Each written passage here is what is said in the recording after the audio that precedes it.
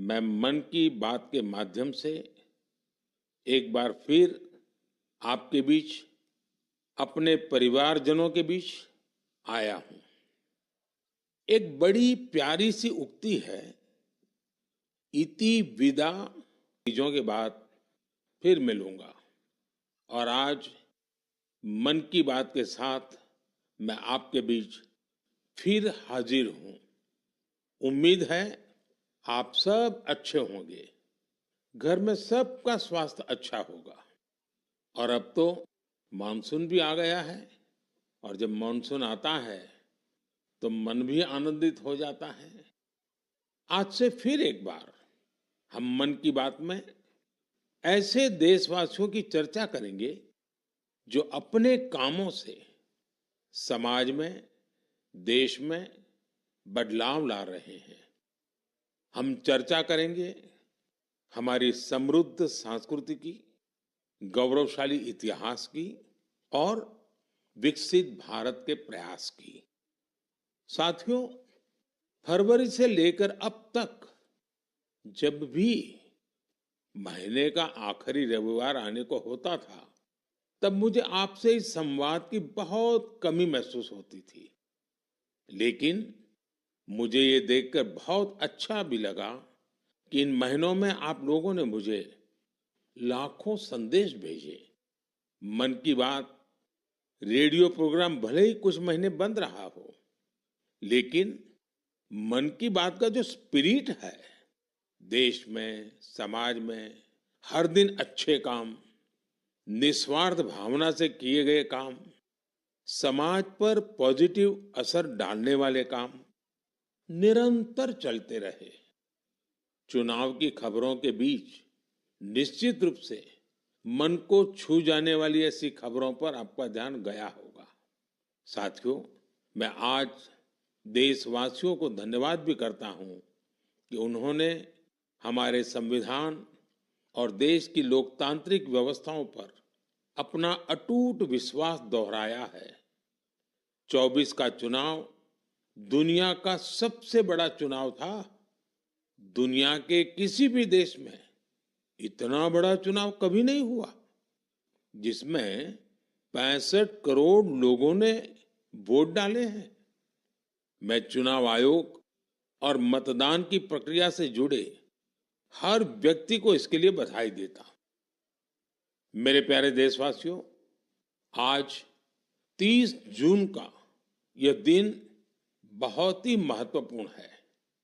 इस दिन को हमारे आदिवासी भाई बहन हूल दिवस के रूप में मनाते हैं। यह दिन वीर सिद्धो कान्हू के अदम्य साहस से जुड़ा है, जिन्होंने विदेशी शासकों के अत्याचार का पुरजोर विरोध किया था। वीर सिद्धो कान्हू ने हजारों संथाली साथियों को एकजुट करके अंग्रेजों का जी जान से मुकाबला किया। और जानते हैं ये कब हुआ था? ये हुआ था 1855 में। यानी ये 1857 में भारत के प्रथम स्वतंत्रता संग्राम से भी 2 साल पहले हुआ था। तब झारखंड के संथाल परगना में हमारे आदिवासी भाई बहनों ने विदेशी शासकों के खिलाफ हथियार उठा लिया था।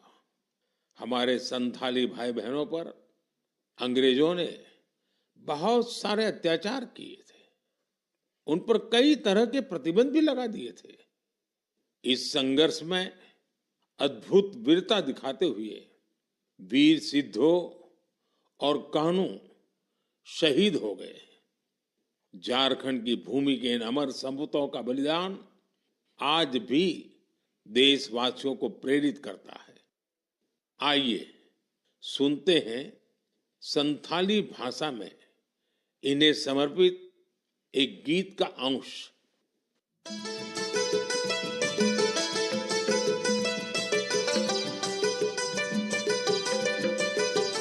सिदा कानू बोल बुहा मनावे 29 जन जहां दिसमरिया मरंग दो संताल हुलका संताल हुंदो आंदोड़लिना इंग्रेज कानून भंगोड़लिना जुमी बंजो एसपीटी एकिला गुइना जंगारे पैगान साड़ी कने झाम जा उनको होले रे बुहा होले होले। मेरे प्यारे साथियों, अगर मैं आपसे पूछूं कि दुनिया का सबसे अनमोल रिश्ता कौन सा होता है, तो आप जरूर कहेंगे मां। हम सबके जीवन में मां का दर्जा सबसे ऊंचा होता है। मां हर दुख सहकर भी अपने बच्चे का पालन पोषण करती है। हर मां अपने बच्चे पर हर स्नेह लुटाती है। जन्मदात्री मां का ये प्यार हम सब पर एक कर्ज की तरह होता है, जिसे कोई चुका नहीं सकता। मैं सोच रहा था, हम मां को कुछ दे तो सकते नहीं, लेकिन और कुछ कर सकते हैं क्या? इसी सोच में से इस वर्ष विश्व पर्यावरण दिवस पर एक विशेष अभियान शुरू किया गया है। इस अभियान का नाम है एक पेड़ मां के नाम। मैंने भी एक पेड़ अपनी मां के नाम लगाया है।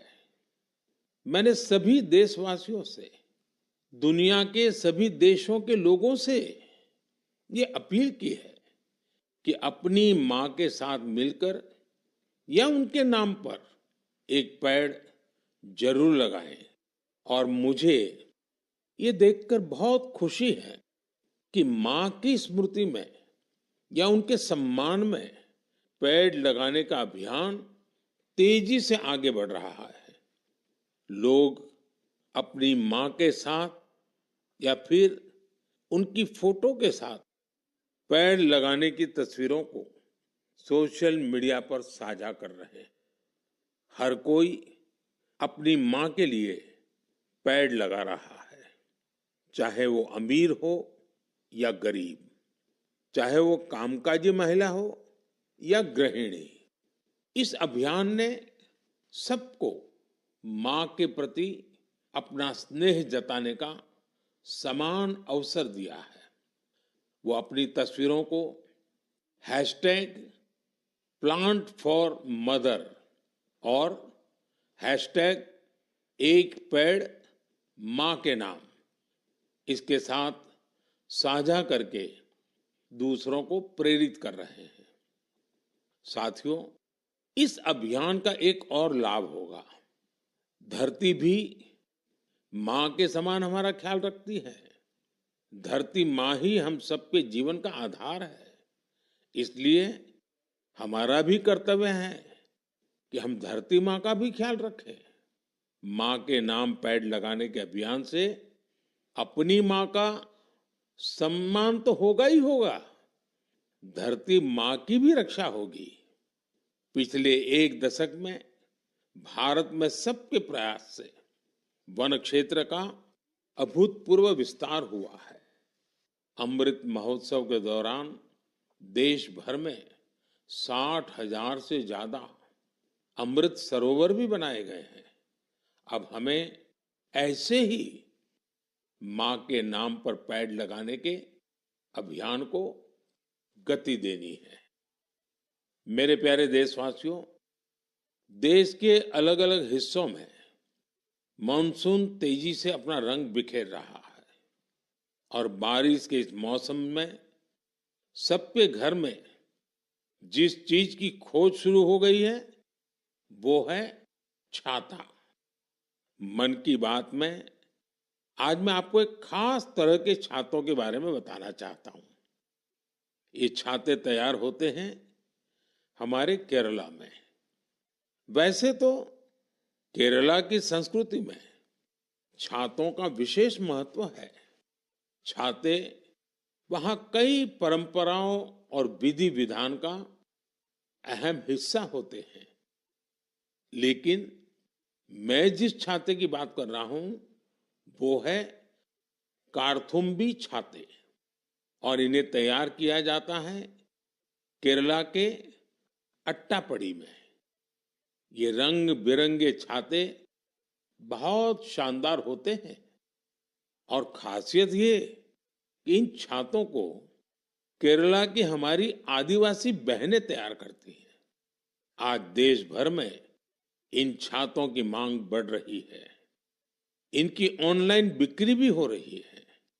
इन छातों को वट्टालक्की सहकारी कृषि सोसाइटी की देखरेख में बनाया जाता है। इस सोसाइटी का नेतृत्व हमारी नारी शक्ति के पास है। महिलाओं के नेतृत्व में अट्टापडी के आदिवासी समुदाय ने एंटरप्रेन्योरशिप की अद्भुत मिसाल पेश की है। इस सोसाइटी ने एक बैम्बू हैंडीक्राफ्ट यूनिट की भी स्थापना की है। अब ये लोग एक रिटेल आउटलेट और एक पारंपरिक कैफे खोलने की भी तैयारी में है। इनका मकसद सिर्फ अपने छाते और अन्य उत्पाद बेचना ही नहीं है, बल्कि ये अपनी परंपरा, अपनी संस्कृति से भी दुनिया को परिचित करा रहे हैं। आज कार्थुम्बी छाते केरला के एक छोटे से गांव से लेकर मल्टीनेशनल कंपनियों तक का सफर पूरा कर रहे हैं। लोकल के लिए वोकल होने का इससे बेहतरीन उदाहरण और क्या होगा।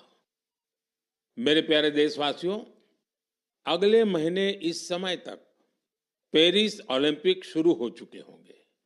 मुझे विश्वास है कि आप सब भी ओलंपिक खेलों में भारतीय खिलाड़ियों का उत्साह बढ़ाने का इंतजार कर रहे होंगे। मैं भारतीय दल को ओलंपिक खेलों की बहुत बहुत शुभकामनाएं देता हूं। हम सबके मन में टोक्यो ओलंपिक की यादें अब भी ताजा हैं। टोक्यो में हमारे खिलाड़ियों के प्रदर्शन ने हर भारतीय का दिल जीत लिया था। टोक्यो ओलंपिक के बाद से ही हमारे एथलीट्स पेरिस ओलंपिक की तैयारियों में जी जान से जुटे हुए थे। सभी खिलाड़ियों को मिला दे तो इन सब ने करीब 900 इंटरनेशनल कंपटीशन में हिस्सा लिया है। ये काफी बड़ी संख्या है। साथियों, पेरिस ओलंपिक में आपको कुछ चीजें पहली बार देखने को मिलेगी। शूटिंग में हमारे खिलाड़ियों की प्रतिभा निखर कर सामने आ रही है। टेबल टेनिस में मैन और विमेन दोनों टीमें क्वालिफाई कर चुकी हैं। भारतीय शॉटगन टीम में हमारी शूटर बेटियां भी शामिल है। इस बार कुश्ती और घुड़सवारी में हमारे दल के खिलाड़ी उन कैटेगरीज में भी compete करेंगे जिनमें पहले वे कभी शामिल नहीं रहे। इससे आप ये अनुमान लगा सकते हैं कि इस बार हमें खेलों में अलग लेवल का रोमांच नजर आएगा।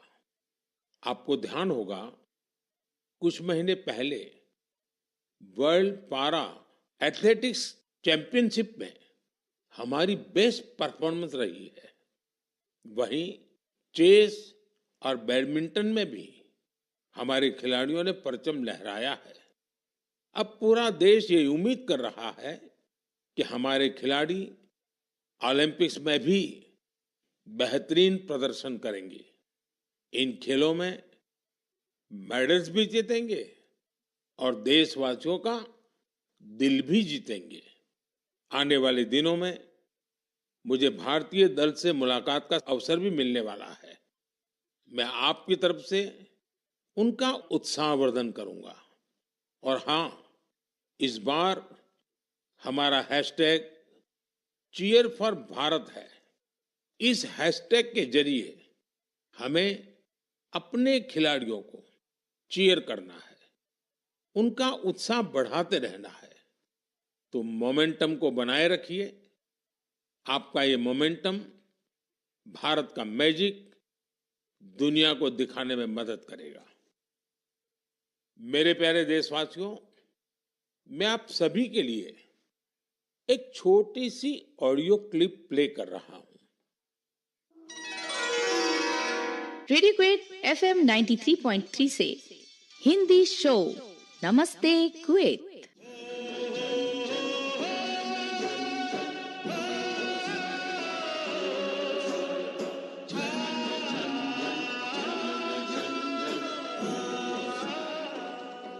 एक ऐसा कार्यक्रम जिसमें हम बात करेंगे कुवैत भारत संबंध के बारे में, कुवैत भारत संस्कृति के बारे में और उस रिश्ते के बारे में जो दोनों देशों को अलग-अलग क्षेत्रों में जोड़ता है। इस रेडियो कार्यक्रम को सुनकर आप भी हैरत में पड़ गए ना? तो आइए आपको इसके पीछे की पूरी बात बताते हैं। दरअसल ये कुवैत रेडियो के एक प्रसारण की क्लिप है। अब आप सोचेंगे कि बात हो रही है कुवैत की, तो वहां हिंदी कहां से आ गई? दरअसल कुवैत सरकार ने अपने नेशनल रेडियो पर एक विशेष कार्यक्रम शुरू किया है और वो भी हिंदी में। कुवैत रेडियो पर हर रविवार को इसका प्रसारण आधे घंटे के लिए किया जाता है। इसमें भारतीय संस्कृति के अलग अलग रंग शामिल होते हैं। हमारी फिल्में और कला जगत से जुड़ी चर्चाएं वहां भारतीय समुदाय के बीच बहुत लोकप्रिय हैं। मुझे तो यहां तक बताया गया है कि कुवैत के स्थानीय लोग भी इसमें खूब दिलचस्पी ले रहे हैं। मैं कुवैत की सरकार और वहां के लोगों का हृदय से धन्यवाद करता हूं, जिन्होंने ये शानदार पहल की है। साथियों, आज दुनिया भर में हमारी संस्कृति का जिस तरह गौरवगान हो रहा है, उससे किस भारतीय को खुशी नहीं होगी? अब जैसे तुर्कमेनिस्तान में इस साल मई में वहां के राष्ट्रीय कवि की 300वीं जन्म जयंती मनाई गई। इस अवसर पर तुर्कमेनिस्तान के राष्ट्रपति ने दुनिया के 24 प्रसिद्ध कवियों की प्रतिमाओं का अनावरण किया। इनमें से एक प्रतिमा गुरुदेव रविंद्रनाथ टैगोर जी की भी है। ये गुरुदेव का सम्मान है, भारत का सम्मान है। इसी तरह जून के महीने में दो कैरेबियाई देश सूरीनाम और सेंट विंसेंट एंड द ग्रेनाडीज ने अपने इंडियन हेरिटेज को पूरे जोश और उत्साह के साथ सेलिब्रेट किया। सूरीनाम में हिंदुस्तानी समुदाय हर साल 5 जून को इंडियन अराइवल डे और प्रवासी दिन के रूप में मनाता है। यहां तो हिंदी के साथ ही भोजपुरी भी खूब बोली जाती है। सेंट विंसेंट एंड द ग्रेनाडीज में रहने वाले हमारे भारतीय मूल के भाई बहनों की संख्या भी करीब 6000 है। उन सबको अपनी विरासत पर बहुत गर्व है। 1 जून को इन सब ने इंडियन अराइवल डे को जिस धूमधाम से मनाया, उससे उनकी ये भावना साफ झलकती है। दुनिया भर में भारतीय विरासत और संस्कृति का जब ऐसा विस्तार दिखता है, तो हर भारतीय को गर्व होता है। साथियों, इस महीने पूरी दुनिया ने 10वें योग दिवस को भरपूर उत्साह और उमंग के साथ मनाया है। मैं भी जम्मू कश्मीर के श्रीनगर में आयोजित योग कार्यक्रम में शामिल हुआ था। कश्मीर में युवाओं के साथ साथ बहनों बेटियों ने भी योग दिवस में बढ़ चढ़ करके हिस्सा लिया। जैसे जैसे योग दिवस का आयोजन आगे बढ़ रहा है, नए नए रिकॉर्ड्स बन रहे हैं। दुनिया भर में योग दिवस ने कई शानदार उपलब्धियां हासिल की हैं। सऊदी अरब में पहली बार एक महिला अल हनौफ साद जी ने कॉमन योगा प्रोटोकॉल को लीड किया। ये पहली बार है जब किसी सऊदी महिला ने किसी मेन योगा सेशन को इंस्ट्रक्ट किया हो। इजिप्ट में इस बार योग दिवस पर एक फोटो कंपटीशन का आयोजन किया गया।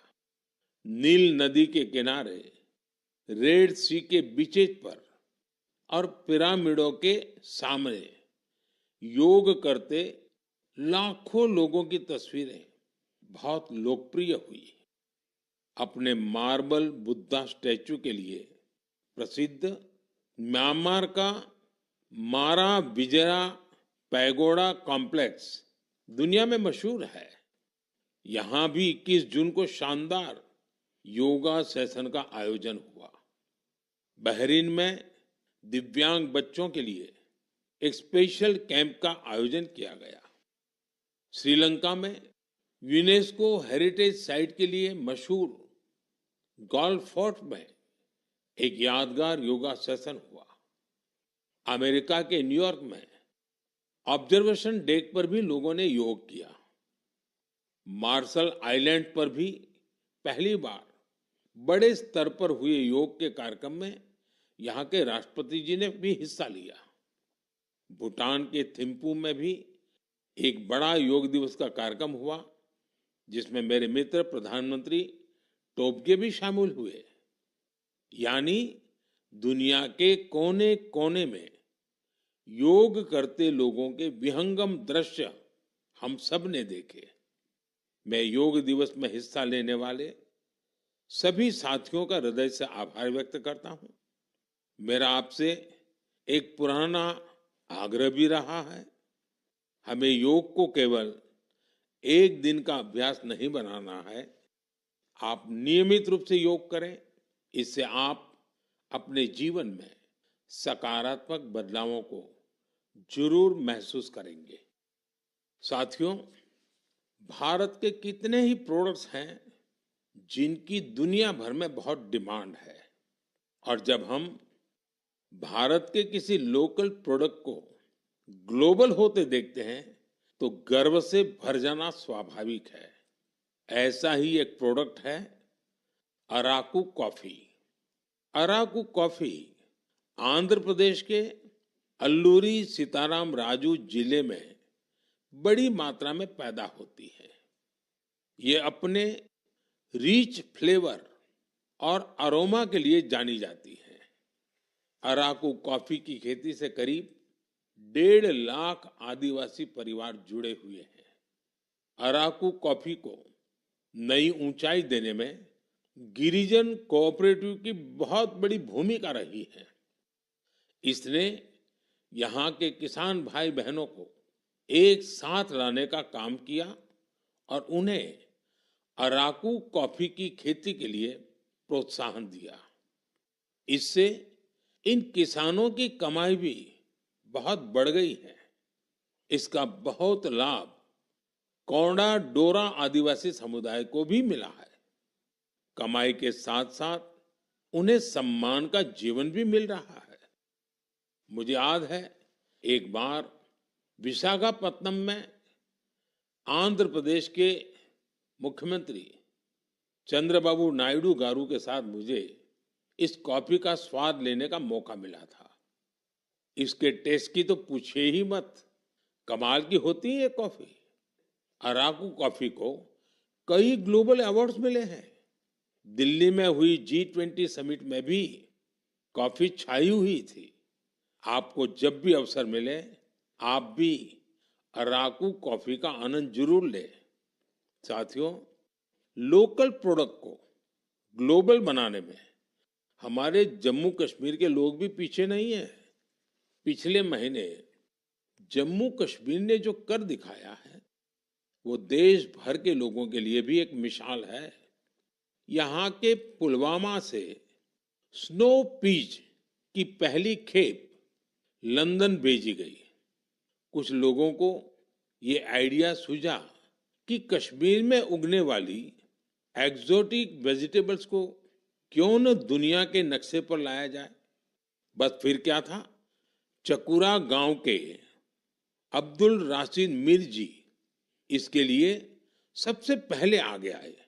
उन्होंने गांव के अन्य किसानों की जमीन को एक साथ मिलाकर स्नो पीज उगाने का काम शुरू किया और देखते ही देखते स्नो पीज कश्मीर से लंदन तक पहुंचने लगी।